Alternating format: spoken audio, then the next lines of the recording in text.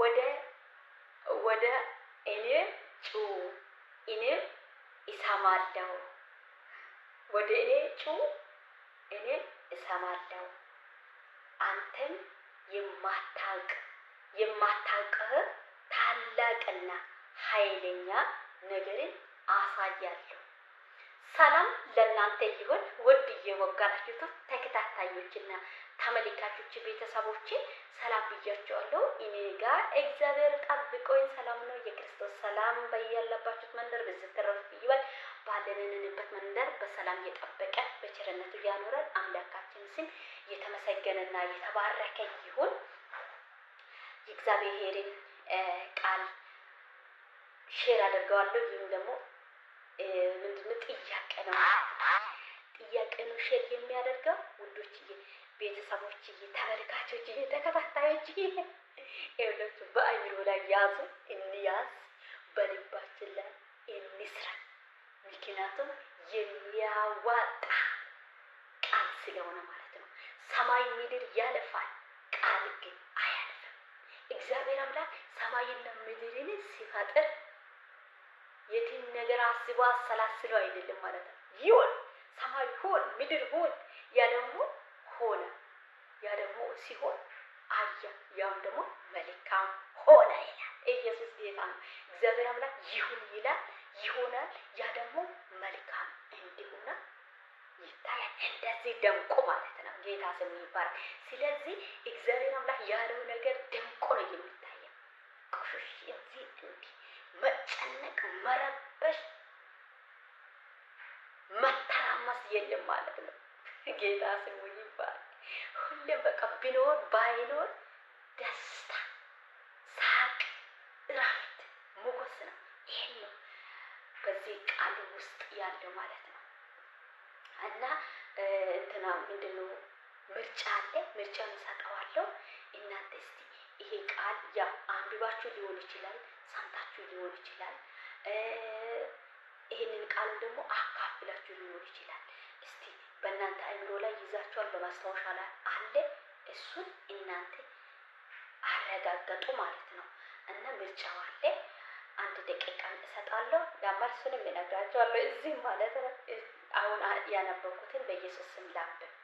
ወደ እኔ ጩ እኔም እመልስሃለሁ፣ አንተም የማታውቀን ታላቅና ኃይለኛ ነገርን አሳያለሁ የሚለው የመጽሐፍ ቅዱስ የትኛ መጽሐፍ ቅዱስ ነው ወይ የትኛ ክፍል ነው ማለት ነው? ያኔ የትኛ ምዕራፍ? መጽሐፈ ዜና ካሌብ ምዕራፍ 1 ቁጥሩን እናንተ ድረሱ ማለት ነው። ምዕራፍ 1 ከዚህ ትመርጣላችሁ። 3 ምርጫ አለ። ከዚህ ትመርጣላችሁ ማለት ነው።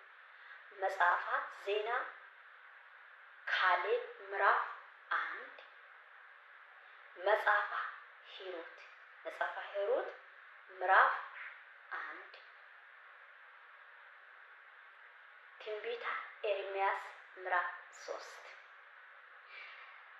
ከዚህ የትኛ ምዕራፍ ላይ ነው ይሄ ጥቅስ ወይም ይሄ የተጻፈበት መጽሐፍ ቅዱስ ምዕራፍ የትኛ ነው? መጽሐፍስ የትኛ ነው? ምዕራፉ የቱ ጋር ነው ያለው? መጽሐፍ ቅዱስ ያለው የቱ ጋር ነው? እናንተ መርምሩ ማለት ነው። መርምሩ። መጽሐፈ ዜና ካሌብ ምዕራፍ 1 ላይ ነው። መጽሐፈ ሂሩት ምዕራፍ 1 ላይ ነው። ትንቢተ ኤርምያስ ምዕራፍ 3 ላይ ነው።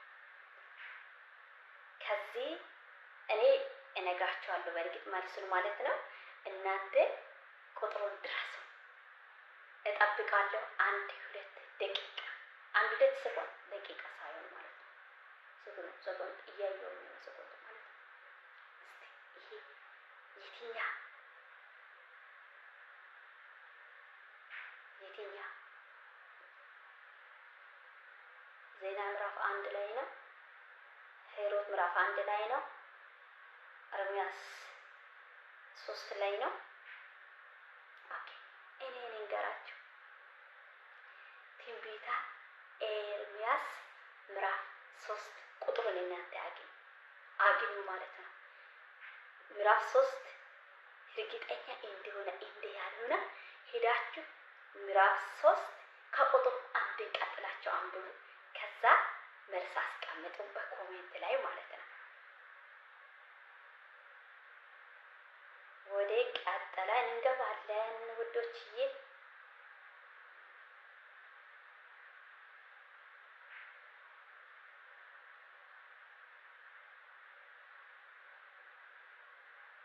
ወደ ቀጠለን እንገባለን።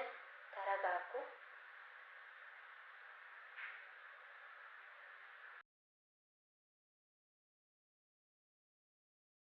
ሁል ጊዜ ስለ ሁሉ በጌታችን በኢየሱስ ክርስቶስ ስም አምላካችንና አባታችን ስለ ሁሉ አመስግኑ የሚለው የመጽሐፍ ቅዱስ የትኛ ነው?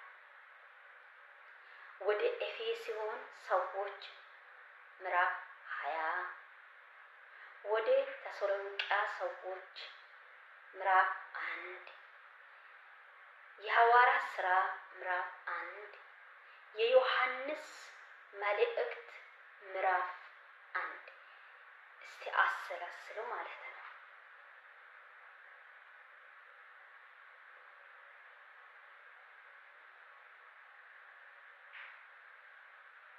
ኤፌሶን ምዕራፍ 20 ኤፌሶን ምዕራፍ 20 ላይ መልስ ታገኛላችሁ።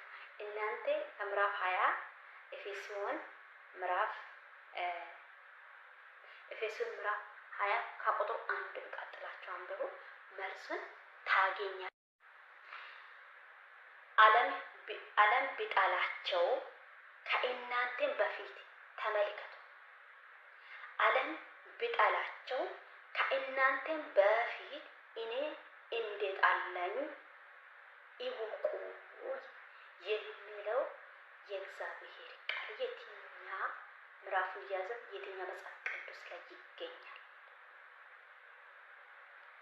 የይሁዳ መልእክት 1 ምዕራፍ 1፣ የይሁዳ መልእክት ምዕራፍ 1፣ የኤፌሶን ሰዎች ምዕራፍ 1፣ የዮሐንስ ወንጌል ምዕራፍ 18፣